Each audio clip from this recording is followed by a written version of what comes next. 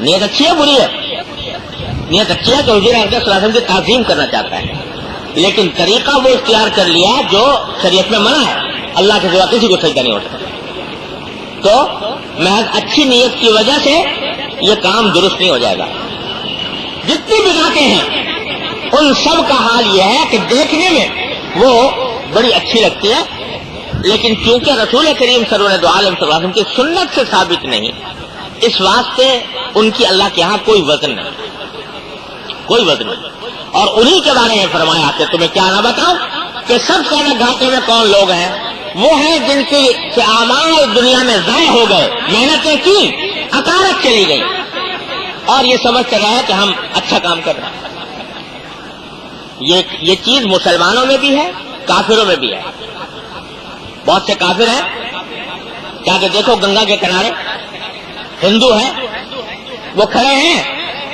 اور بڑی محنتیں مشقتیں برداشت کر رہے ہیں۔ کسی نے ہاتھ کھڑا کیا ہوا ہے تو سارا سال تک ہاتھ کھڑا کیے ہوئے کھڑا، ایک ٹانگ پہ کھڑا ہے مہینوں، جب اپنا سانس روکا ہوا ہے اور ہفتے اس طرح گزار دیا، قبر میں لیٹا ہوا ہے سانس روک۔ یہ سب کام کیوں کر رہا ہے؟ نیت یہ ہے کہ میں اللہ کو راضی کروں، لیکن اللہ کو راضی کرنے کے لیے طریقہ ایسا اختیار کیا جو اللہ کا بتایا ہوا نہیں ہے، اللہ کے رسول کا بتایا ہوا نہیں ہے، تو چونکہ عمل صحیح نہیں اس واسطے نیت معتبر نہیں۔ تو پہلی بات یاد رکھنے کی یہ ہے کہ نیت کی درستی اس وقت کا علامت ہوتی ہے جب عمل شریعت کے مطابق ہو، عمل ہو، ورنہ قرآن فرمایا وَقَدِمْنَا إِلَىٰ مَا عَمِلُوا مِنْ عَمَلٍ فَجَعَلْنَاهُ هَبَاءً مَنْثُورًا۔ کافروں کے بارے میں فرمایا، کافر بھی تو بہت اچھے عمل کرتے ہیں نا، بعض اوقات غریبوں کی امداد کرتے ہیں اور رفاع عام کے کام کرتے ہیں، بعض اوقات اچھے کام کرتے ہیں، لیکن قرآن کہتا ہے کہ جتنے اعمال انہوں نے اچھے کیے ہیں آخرت کے اعتبار سے ہم ان اعمال کو ایسا بنا دیں گے جیسے فضا میں اڑتا ہوا غبار جس کی کوئی قیمت نہیں، ان کو ان کے اچھے اعمال کا بدلہ دنیا میں دے دیا جاتا ہے۔ بس دنیا کے اندر جو کوئی اچھے اعمال کیے دنیا میں اس کا ان کو بدلہ مل جائے گا، خوشحالی نصیب ہو جائے گی، آرام مل جائے گا، ایسے عزت نصیب ہو جائے گی، لیکن آخرت میں کوئی حصہ نہیں۔ حالانکہ نیت وہ عمل تو کیا انہوں نے، لیکن وہ عمل اس لیے مقبول نہیں کہ وہ شریعت کے، سنت کے، ایمان کے مطابق نہیں۔ تو اس واسطے پہلی شرط نیت سے فائدہ اٹھانے کی یہ ہے کہ وہ عمل صحیح ہے، عمل صحیح ہوگا تو پھر نیت کام کرے گی، ورنہ نہیں۔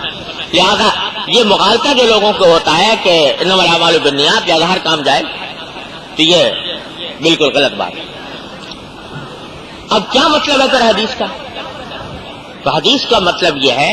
اس کے دو حصے ہیں حدیث، یعنی دو نتیجے ظاہر ہوتے ہیں۔ پہلا نتیجہ یہ ہے کہ جو کام عبادت کا کام ہے، اللہ کے اور اللہ کے رسول صلی اللہ علیہ وسلم کے حکم کے مطابق ہے، شریعت کے بتائے ہوئے طریقے کے مطابق ہے، اس کا دار و مدار نیت پر ہے، یعنی وہ اس وقت اللہ کے ہاں مقبول ہوگا اور اس وقت اس پر ثواب ملے گا جب اس کام کو اللہ کے لیے کیا جائے، اللہ کو راضی کرنے کے لیے کیا جائے، اخلاص کی خاطر کیا جائے، تب ثواب ملے گا۔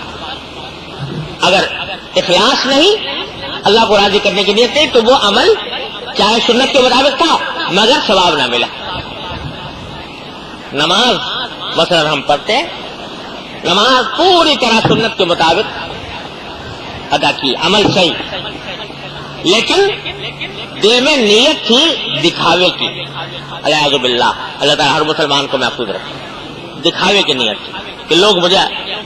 نمازی سمجھیں، عبادت گزار سمجھیں، تو اس عمل کی کوئی قدر و قیمت نہیں، اس پر کوئی ثواب نہیں ملے، اللہ کے ہاں اس کے اوپر کوئی اجر نہیں، اس واسطے کہ نیت صحیح نہیں۔ اور دنیا کی ہر عبادت میں یہی حال ہے، وہ چاہے نماز ہو، روزہ ہو، زکوٰۃ ہو، حج ہو، صدقہ ہو، خیرات ہو، کسی مسلمان کی مدد کرنا ہو، کسی آدمی کو فائدہ پہنچانا ہو، جتنے اعمال خیر ہیں اس دنیا میں ان سب میں شرط ہے اللہ کو راضی کرنے کی نیت۔ وہ ہوگا تو عمل پر ثواب ملے گا، وہ نہیں ہے تو عمل پر کوئی ثواب نہیں۔ جیسا ابھی ہجرت کے بارے میں بتایا، ہجرت اللہ کے لیے تھی، ثواب تھا، اللہ کے لیے نہیں، ثواب نہیں۔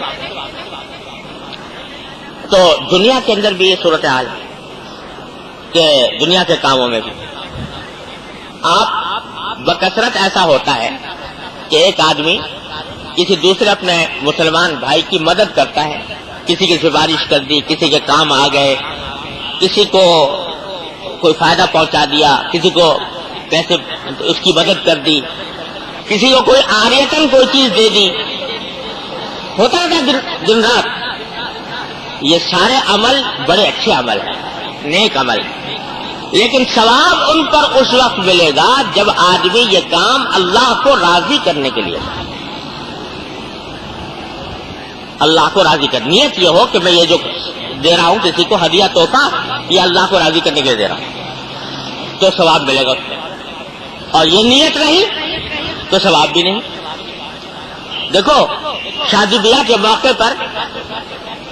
رواج ہے ہمارے ہاں، جس کے یہاں شادی ہو رہی ہوتی ہے، عزیز اقارب جو ہے وہ دوست احباب اس کو کوئی تحفہ دیتے ہیں، ہدیہ دیتے ہیں جی، وہ دیتے ہیں ہدیہ تحفہ۔ یہ ہدیہ تحفہ جو ہے اس کے 3 مختلف احکام ہیں۔ بعض صورتوں میں ہدیہ تحفہ دینا ناجائز ہے، حرام ہے، بعض صورتوں میں جائز ہے مگر ثواب نہیں، بعض صورتوں میں جائز بھی ہے ثواب بھی ہے۔ تو اب اگر آدمی کو صحیح علم نہ ہو تو یہ ہدیہ تحفہ بھی دے رہا ہے، الٹا گناہ بھی کما رہا ہے، پیسے بھی جیب سے گئے اور گناہ بھی ہوا۔ اور یہ بھی کچھ کم نقصان نہیں، جو پیسے جیب سے گئے ثواب مل سکتا تھا نہیں ملا، یہ خود بتاتا خود کتنا بڑا نقصان ہے۔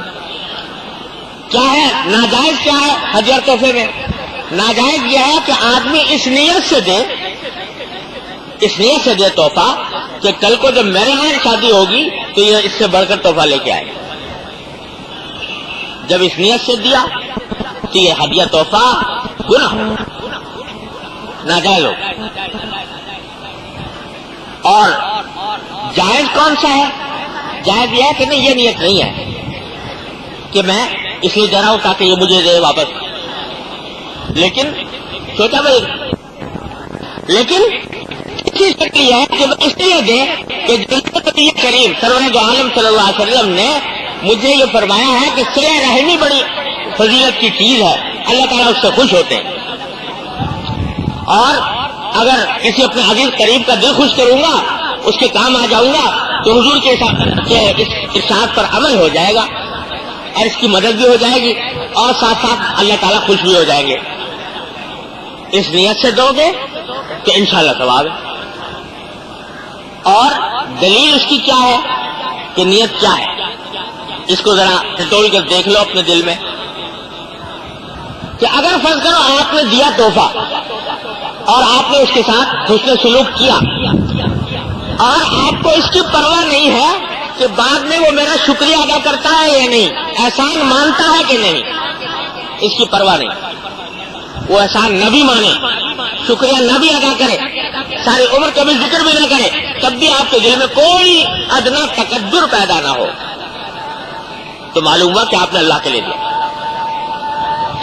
تو جب اللہ کے لیے دیا تھا تو پھر اب بھول جاؤ، وہ جو بزرگوں نے کہا نیکی کر کنویں میں ڈال، تو نیکی کر اور کنویں میں ڈال، اس کے بعد پھر ضرورت نہیں کہ اس انتظار میں رہو کہ کب یہ میرا شکریہ ادا کرے گا، کب میری